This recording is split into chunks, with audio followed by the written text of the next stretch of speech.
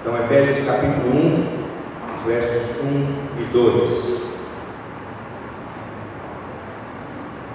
Diz assim a palavra: Paulo, apóstolo de Cristo Jesus, por vontade de Deus, aos santos que vivem em Éfeso e fiéis em Cristo Jesus, graça a vós outros e paz da parte de Deus, nosso Pai, e do Senhor Jesus Cristo.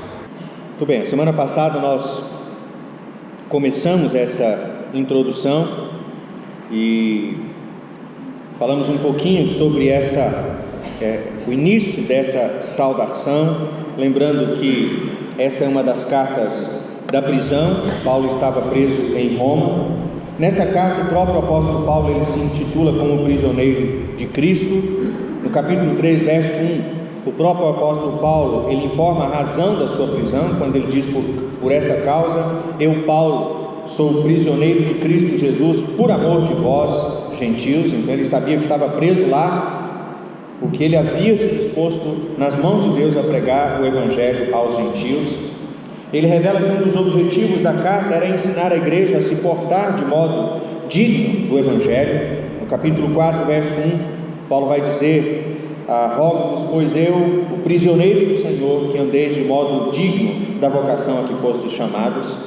Então Paulo não tinha nenhuma vergonha, nenhum pesar por estar preso, por ter sido o pregador do Evangelho para os gentios, mas o desejo dele é ver aqueles que foram alcançados pelo Evangelho vivendo em santidade, vivendo em coerência com o Evangelho e com a vocação na qual eles foram chamados. Em resumo, a carta aos Efésios tem como objetivo descrever a igreja como tendo sido concebida desde a eternidade, trazida a efeito no tempo apropriado aos propósitos de Deus, e também uma igreja que foi tanto alvo do Evangelho, quanto vive por meio desse Evangelho até a vinda de Cristo Jesus. A carta ela está dividida em duas partes. Uma primeira parte que vai até o capítulo 3, uma parte mais teológica, uma parte que a gente poderia chamar de mais teórica, e depois a segunda parte de 4 a 6, uma parte mais prática. Todas as cartas do apóstolo Paulo, você pode conferir isso lendo as epístolas do apóstolo Paulo, elas começam de modo semelhante, seguindo o padrão da sua saudação, que é quase que universal nas suas cartas: escritor, leitor e a saudação. Quem é o escritor, quem são os leitores, ou quem são os destinatários da epístola, e a saudação.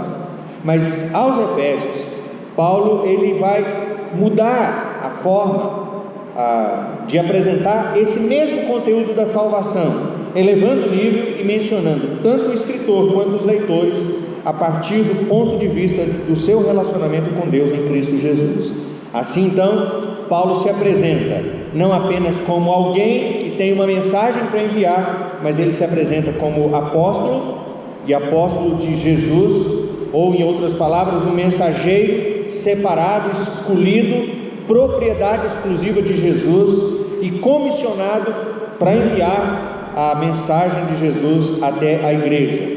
Ele se declara propriedade, ele se declara apóstolo e propriedade de Jesus Cristo, de Cristo Jesus, melhor dizendo, lembrando que ao usar esses dois termos, ele está se referindo tanto ao título que era dado a Jesus, que foi dado a Jesus para referir-se a ele como Messias, também ele se sentia propriedade do Jesus, do homem Jesus, do Jesus histórico.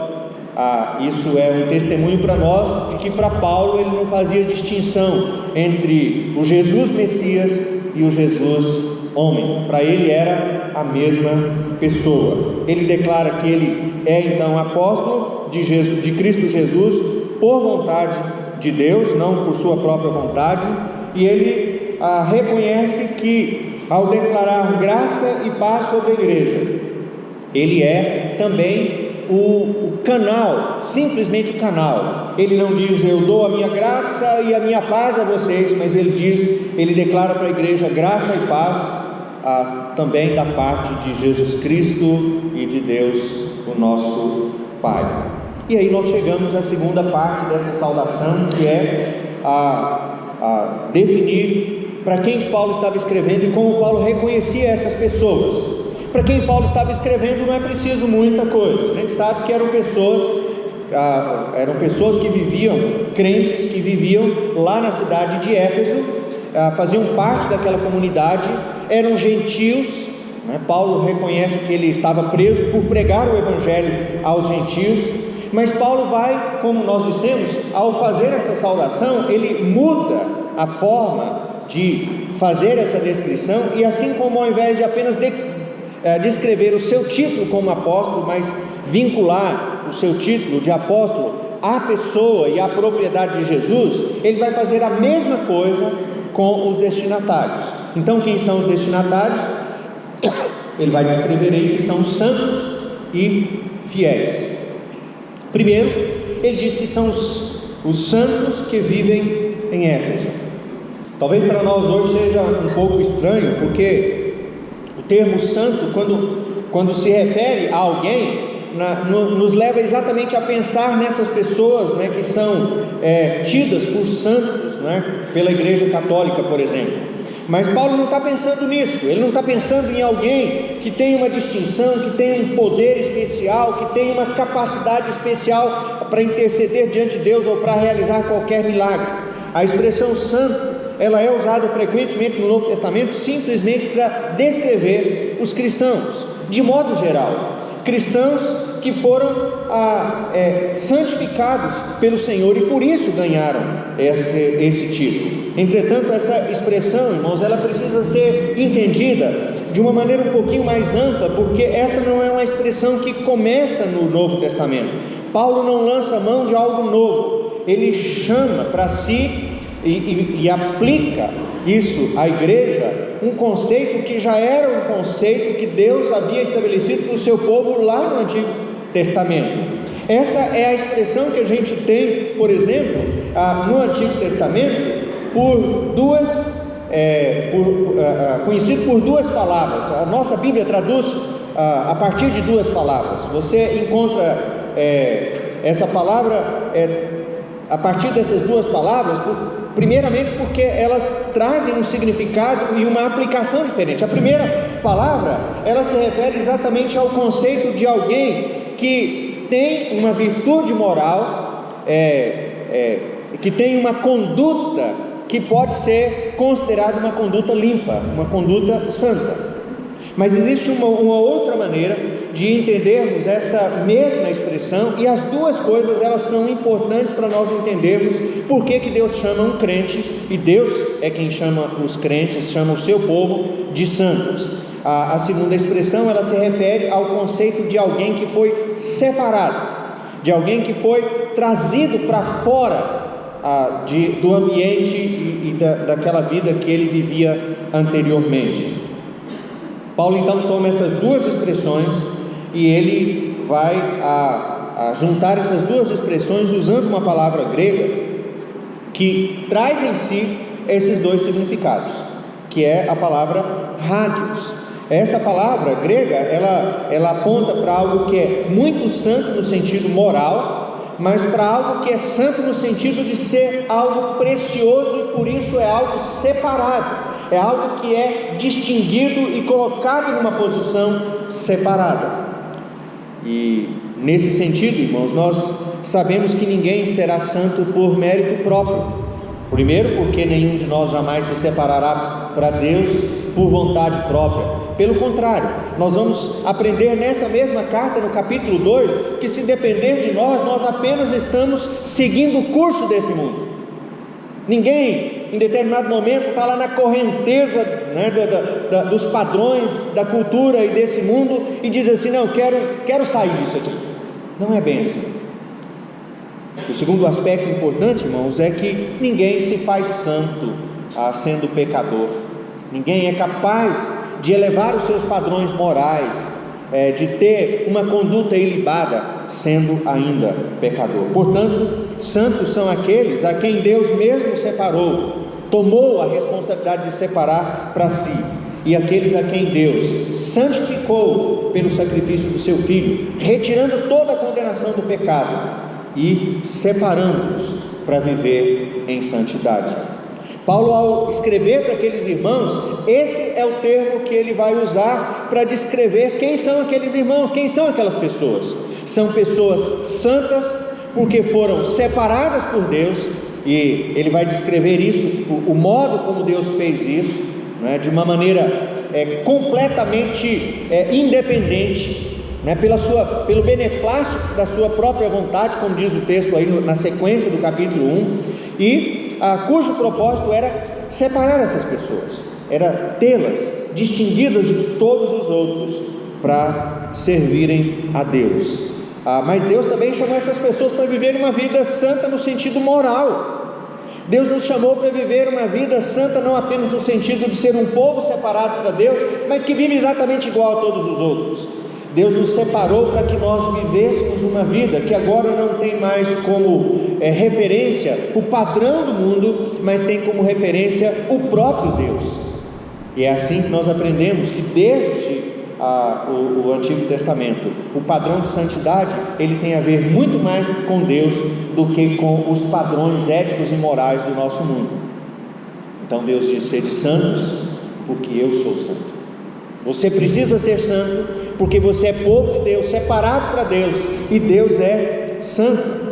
Em Levítico capítulo 20, verso 26, nós encontramos essa verdade, quando Deus diz: ser-me-eis santos, porque eu, o Senhor, sou santo, e separei-vos dos povos para serem meus.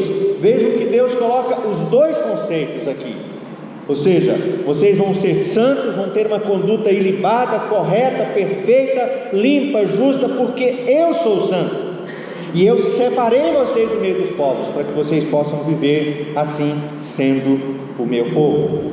Paulo traz esse mesmo conceito dos crentes do Novo Testamento, quando, por exemplo, ao escrever aos Romanos, no capítulo 1, verso 7, ele se dirige aos crentes lá de Roma e diz a eles: a todos os amados de Deus que estáis em Roma, chamados para serdes santos, graça a vós outros e paz da parte de Deus, nosso Pai, e de nosso Senhor Jesus Cristo. Vejam, os dois conceitos estão presentes aqui de santidade, né? São amados de Deus, chamados para serem santos e separados para Deus. Separados para Deus. Santos aqui, portanto, irmãos, são aqueles que foram separados pelo próprio Deus e por causa dele vivem de um modo distinto do mundo, daquele que o mundo vive, e como eles próprios viviam enquanto viviam no mundo. É por isso que uma das características mais importantes da vida cristã, irmãos, é ela se diferenciar da vida comum de qualquer outra pessoa.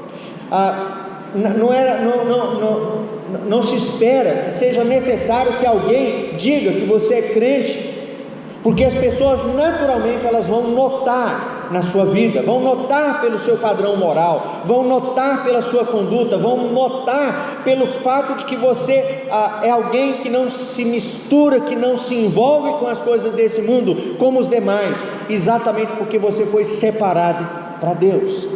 É para essas pessoas que Paulo está escrevendo, pessoas que viviam lá em Éfeso, gentios. Muitas dessas pessoas eram pessoas que vieram do paganismo, muitas dessas pessoas eram pessoas que vieram da prostituição, vieram do pior do mundo, mas agora eles são santos para Deus. E é por isso que o grande desafio que nós temos ao estudar essa carta como igreja é entender exatamente a quem Deus está se referindo quando Ele chama de igreja. Ele não está se referindo a uma instituição, Ele não está se referindo a um agrupamento de pessoas, mas Ele está se referindo especificamente ao grupo daquelas pessoas que Ele separou, chamou para serem santos, para viverem não mais a natureza terrena, a natureza corrompida pelo pecado, mas agora a natureza que herdaram do próprio Deus, que é santa, é totalmente santa. Davi, ao mencionar esse tipo de pessoa, lá no Salmo 16, ele vai dizer que os santos que há na terra são aqueles nos quais ele tem todo o seu prazer. Davi sabia que conviver com essas pessoas era algo precioso, era algo maravilhoso. E eu fico pensando, irmão, será que hoje não é? Nós como igreja, nós nos distinguimos de tal maneira que as pessoas desejam viver ao nosso lado, porque é bom viver com gente santa. O nosso mundo está caminhando para uma situação em que parece que o que é sujo, o que é depravado, o que é feio, o que é ruim, tomou o lugar daquilo que é bom, daquilo que é precioso, daquilo que é elevado, daquilo que é importante no sentido eterno. E sabe, amados, nós estamos no mundo exatamente para sermos pessoalmente testemunhas do que significa viver uma vida assim. E é por isso que não há nenhum problema que a gente goste de coisas que têm a ver com a cultura do nosso mundo, mas nós somos santos e por isso há um filtro, por isso há uma peneira, há uma preocupação em separar aquilo que é santo daquilo que é profano, aquilo que é aceitável diante de Deus daquilo que não é aceitável, aquilo que é bonito e honra a Deus e aquilo que é depravado e desonra a Deus. A pergunta que eu faço para você é: você se vê como uma pessoa assim, santa, porque foi separada por Deus, santa porque foi capacitada por Deus a partir do sacrifício de Jesus para viver os mais altos padrões morais que esse mundo jamais viu? Porque é isso que Deus espera de nós. E é isso que Deus quer da sua igreja no mundo. A segunda pergunta que eu quero fazer para você é: quem são as pessoas com as quais você tem mais prazer? Quem são as pessoas nos quais o seu maior prazer, você tem o seu maior prazer em conviver? Porque tem muita gente que vem aqui na igreja, acha difícil conviver aqui, e ele sai daqui e vai exatamente para o mundo conviver com gente que Deus abomina. Quem são os santos do nosso tempo? Para quem essa carta é dirigida? Será que ela é dirigida a mim e a você? Eu me encaixo nessa categoria dos santos que vivem em Foz do Iguaçu? Daqueles que foram santificados, lavados no sangue de Jesus e capacitados a viver os mais altos padrões morais e que vivem aqui nessa cidade e que se distinguem e que se tornam, por isso mesmo, sal da terra, luz do mundo e gente importante para preservar essa sociedade deturpada e corrompida na qual nós vivemos. Ser santo assim, meus amados, envolve tanto a honra de ser assim chamado. É bom ser chamado de santo, é um prazer, é um privilégio alguém se referir a você e dizer: você é um santo de Deus, uma santa de Deus. Mas o fato de sermos santos traz também, além da honra, traz também a responsabilidade de agirmos como genuínos cristãos. É por isso que Paulo vai escrever, não é, para os Efésios mais à frente, ele vai dizer: vivam de modo digno da vocação a que fostes chamados.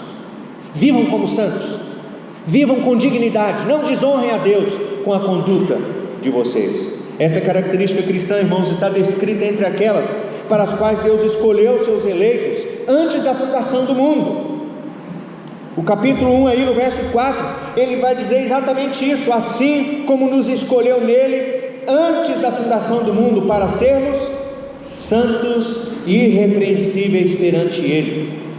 Isso não foi um acidente de percurso que Deus agora resolveu consertar. Desde antes da fundação do mundo não havia mundo ainda, e Deus já queria que os seus eleitos fossem reconhecidos como homens e mulheres santos perante ele e diante dele. Ser santo, irmãos, é uma obrigação moral daqueles que se aproximam de Deus, simplesmente porque eles são os primeiros a reconhecer que Deus é santo, e não há outra maneira de se proceder diante de Deus a não ser sendo santo como Ele é. E essa é a qualidade que distinguia os crentes de Éfeso, independente de onde eles vinham, de qual tinha sido a origem deles. Agora Paulo se dirige a eles e diz: aos santos que vivem em Éfeso. Você faz parte dos santos que vivem em Foz do Iguaçu. Você faz parte desse grupo de pessoas que Deus ama e que Deus separou para si, e que Deus deseja viver acima de qualquer ética, de qualquer moral que o mundo possa oferecer. Mas Paulo não para por aí. Ele diz que essa carta era escrita para os fiéis, para os santos que vivem em Éfeso, mas ele acrescenta uma outra qualidade: fiéis em Cristo Jesus. Essa é outra característica dos santos, irmãos, a fidelidade em Cristo Jesus. Basicamente, irmãos, esse termo significa ter fé ou ter fidelidade. Não há muito para onde correr. É alguém que crê e alguém que, por causa da sua fé, é fiel. Ele não se desvia, ele não volta atrás, ele não muda o caminho, ele não discute o que é justo, o que não é justo, porque ele sabe exatamente em quem ele crê. É aquela expressão do apóstolo Paulo, quando ele diz: eu sei em quem tenho crido, e sei que ele é poderoso. Nós cantamos isso aqui agora. Eu sei, eu sou fiel a ele, porque eu sei que ele é poderoso, e eu sei em quem eu tenho crido. E aí, irmãos, a palavra que nós temos aqui, ela é uma palavra extremamente importante, com um significado curto, mas extremamente importante.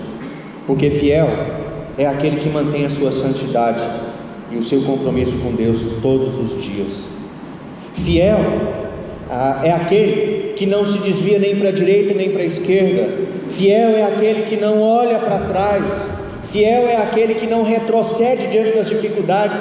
Fiel é aquele que, mesmo diante das perseguições e até das prisões, como o apóstolo Paulo, ele não nega, ele não retrocede, e ele não abre mão dos seus padrões, ele não deixa a sua santidade, ele não passa a agir como o mundo age, porque ele ama ao Senhor e ele é fiel ao Senhor.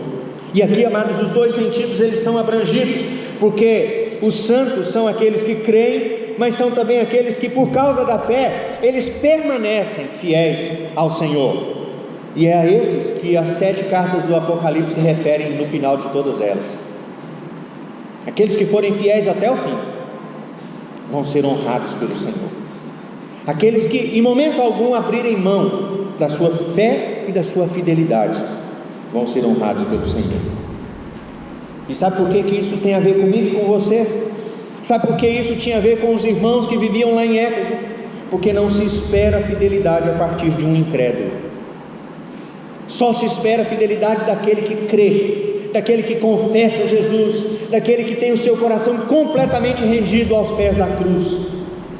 Ao identificar os cristãos assim, não apenas os cristãos de Éfeso, mas todos os cristãos, Paulo vai ressaltar que o genuíno discípulo de Jesus é aquele que tem fé e por isso toda a sua vida está em Jesus. Toda a sua vida. Este é o conceito de fidelidade. Não há uma parte, não há um departamento da minha vida que não tenha a ver com a minha fidelidade a Jesus. Tudo que eu penso, tudo que eu falo, tudo que eu faço, o uso que eu tenho do meu corpo, a maneira como eu me relaciono com o mundo, a maneira como eu trabalho, a maneira como eu me envolvo com a minha família, ou a maneira como eu me envolvo com as pessoas que não tem nada a ver comigo. São pessoas que vivem a sua fidelidade o tempo todo, em qualquer circunstância, em qualquer lugar. E é assim que a gente começa a entender, só começa a entender aquela frase do apóstolo Paulo em Gálatas capítulo 2, verso 20: já não sou eu mais que vivo, mas é Cristo que vive em mim. Só alguém que é extremamente fiel ao Senhor em todas as coisas pode dizer: já não sou eu quem vivo, mas é Cristo que vive em mim. E esse viver que agora e esse viver que agora tenho na carne, vivo pela fé no Filho de Deus, que me amou e a si mesmo se entregou por mim. Esse viver que agora eu tenho no Filho de Deus, eu vivo porque eu creio, é pela fé que eu creio nele. Existe uma implicação, irmãos, de que onde quer que o cristão verdadeiro esteja, em qualquer ambiente, seja ele difícil, seja ele fácil, seja ele ameaçador, seja ele de paz, seja de materialismo, seja de paganismo, seja em perigo, seja de estar envolvido pelo poder do Estado ou de temor de ser derrotado pelas pressões de uma vida não cristã que o cerca, em qualquer circunstância, o servo de Deus, ele é aquele que é santo e é fiel ao Senhor, fiel em Cristo. Essa é a razão, irmãos, para que todo cristão também esteja envolvido com a igreja.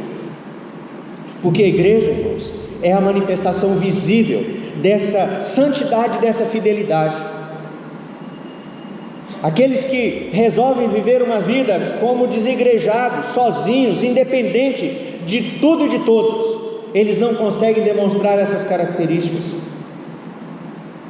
porque é aqui, no corpo da igreja, nos nossos relacionamentos, onde nós amadurecemos e crescemos todos os dias em santidade e em fidelidade. É aqui onde eu sou exortado, onde eu sou ensinado, onde eu sou cobrado, onde eu tenho que prestar contas, que eu demonstro a minha fidelidade a Cristo todos os dias. É por isso que Paulo está escrevendo para uma igreja. Ele não está escrevendo para cristãos que vivem sozinhos, ele está escrevendo para pessoas que vivem na igreja de Jesus. A nossa ligação com o corpo de Cristo, irmãos, a igreja visível, ela demonstra de maneira prática e também visível que nós estamos em Cristo, somos santos e somos fiéis a Ele. E quando falta em mim santidade, Deus usa a igreja para me corrigir, para me conduzir de volta à santidade e à fidelidade. E é por isso que a disciplina faz parte da nossa fidelidade e do nosso compromisso com Deus. Assim como Paulo era apóstolo e não era por mérito próprio, os santos e fiéis que viviam em Éfeso, eles eram santos e eles eram fiéis por causa de Jesus Cristo. E aqui ele vai repetir então a mesma expressão que ele repetiu no início do verso, com referência ao seu ministério apostólico. E aí eu quero terminar, amados, com as duas palavras de saudação que Paulo vai usar. Para esses irmãos, Paulo deseja graça e paz. Graça, irmãos, tem a ver com a lembrança daquele favor imerecido que nós recebemos, e a lembrança que todos os dias precisamos ter de que não há em nós santidade própria, capacidade própria para sermos santos, e não há em nós fidelidade suficiente para agradar a Deus. Mas é também pela graça de Deus que nós somos conduzidos àquela paz com Deus, uma paz que é fruto não apenas da ausência de guerra, da ausência de lutas, da ausência de problemas, mas uma paz que tem a ver com a minha tranquilidade, com a minha consciência tranquila de que eu vivo uma vida como Deus quer e que eu estou em paz com Deus. Que o mundo todo pode estar em guerra contra mim, que Satanás pode estar como um leão que ruge procurando me devorar, mas eu estou em paz diante daquele que me chamou e me santificou. Por isso, essa expressão, irmãos, ela se tornou mais do que uma saudação, ela se tornou uma bênção que os cristãos usam e passaram a usar em toda a história da igreja. Em qualquer lugar que você for, em qualquer cultura, você será saudado com graça e paz, para lembrar da obra que Deus fez na sua vida e do restabelecimento da sua unidade com Cristo. Eu quero terminar. Semana passada eu disse que a aplicação que nós deveríamos fazer é que nessa pequena saudação fica claro que Deus é soberano, porque nada disso podia acontecer se não fosse pela mão de Deus. Paulo é apóstolo por meio de Jesus Cristo e por causa dele, e por vontade de Deus, o Pai. Ele se dirige a cristãos que são santos por causa da obra de Jesus e por causa da aplicação soberana do Espírito Santo de todos os benefícios daquilo que Jesus fez por nós na cruz, nos santificando e nos tornando fiéis a Ele. Mas eu quero fazer mais duas aplicações para nós nessa noite. A primeira delas é: lembre-se, Deus dirige a sua igreja por meio de homens chamados exclusivamente pela sua vontade. É por isso que a igreja em todo tempo tem liderança, e essa liderança não pode ser escolhida de outra maneira a não ser debaixo da direção de Deus. É Deus quem deve levantar, escolher e preparar esses homens para conduzir a sua igreja. Paulo era apóstolo pela vontade de Deus, e sempre que a igreja tiver que escolher liderança, ela precisa se lembrar: Deus, nos ajude a entender aqueles que o Senhor quer que esteja diante da tua igreja pela vontade do Senhor, não pela nossa vontade, não pela conveniência do momento, não porque nós temos algum propósito pessoal, algum interesse pessoal nisso, mas só pela vontade de Deus. Segundo, Deus, na sua soberania, Ele instituiu a igreja para ser a comunidade daqueles que em todo tempo, em toda cultura, em qualquer circunstância, serão conhecidos como santos e fiéis. Nós somos esse povo. Deus instituiu a igreja e nós fazemos parte da igreja desse tempo. Paulo estava escrevendo para aqueles irmãos que viviam lá em Éfeso, mas hoje essa palavra é para nós, povo de Deus, que se reúne aqui na igreja presbiteriana, na cidade de Foz do Iguaçu. Nós somos os santos e fiéis. Os efésios eram assim conhecidos. E a pergunta que eu faço para você é: você também é conhecido, tem sido conhecido como alguém santo e fiel em Cristo Jesus, nosso Senhor? Essa é a sua identidade? É assim que as pessoas conhecem você, no seu procedimento, no seu falar, na maneira como você se relaciona no mundo, como você trabalha e assim por diante? Deus nos chamou para sermos santos e fiéis. E aí, queridos, a última coisa: Deus instituiu, dirige e sustém a sua igreja.